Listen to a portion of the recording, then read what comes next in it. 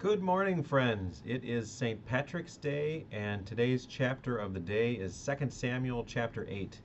And 2 Samuel chapter 8 is really kind of the peak of David's success and conquests. The prior chapters, he's told the Lord how he wants to build the Lord a temple. He's dedicated really his life and his kingship to the Lord, and he's really walking with God. And in chapter 8, we're going to see God just blessing the pants off him. I mean, he goes and defeats the Philistines, defeats Moab, defeats Hadadezer, king of Zobah, defeats some Syrians. I mean, whoever comes into contact with him, he's going to defeat. And he's going to do it in really not even close ways. We do see some things that are a little hard to understand. One thing that jumps out to me is verse 4.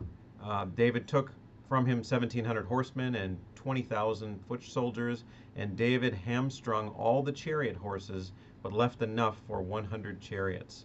So what that means is David cut the hamstrings, basically crippling all the chariot horses except for those 100 that he left behind. And what he's really doing is he's decimating their army, making sure they aren't going to be able to mobilize. You think about that, seems really cruel to these horses, because probably those horses are going to get put down once they're hamstrung.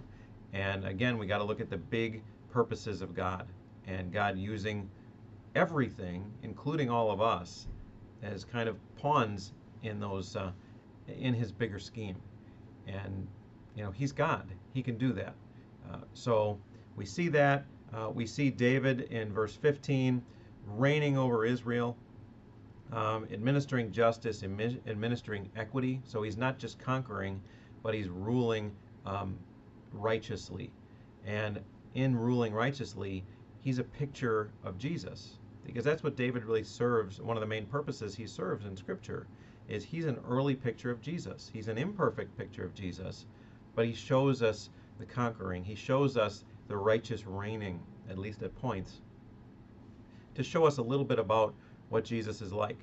And the main verse I want to look at today is verse 2, because that again is one of those verses that seems really strange to us, but when we think of him as a picture of Jesus, it makes a lot more sense. Here's what verse 2 says. And David defeated Moab, and he measured them with a line, making them lie down on the ground. 2 lines he measured to be put to death, and 1 full line to be spared. And the Moabites became servants to David and brought tribute.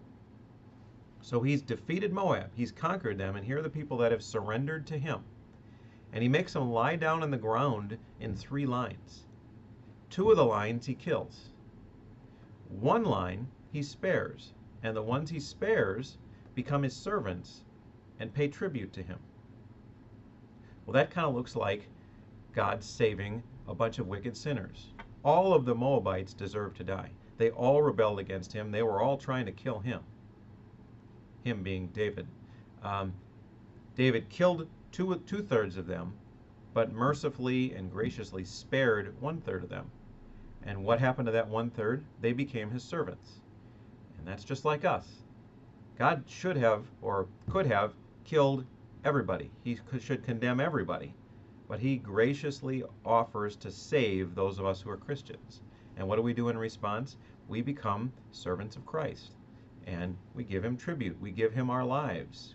Romans 12, we make our bodies a living sacrifice to him. So we see a picture of that here in 2 Samuel chapter 8. And as always, it all points to Jesus. And it all gives us guidance on how we should be relating to him and thinking about our lives in him. So that's what I have to say about 2 Samuel chapter 8. I hope everyone has a wonderful St. Patrick's Day. God bless.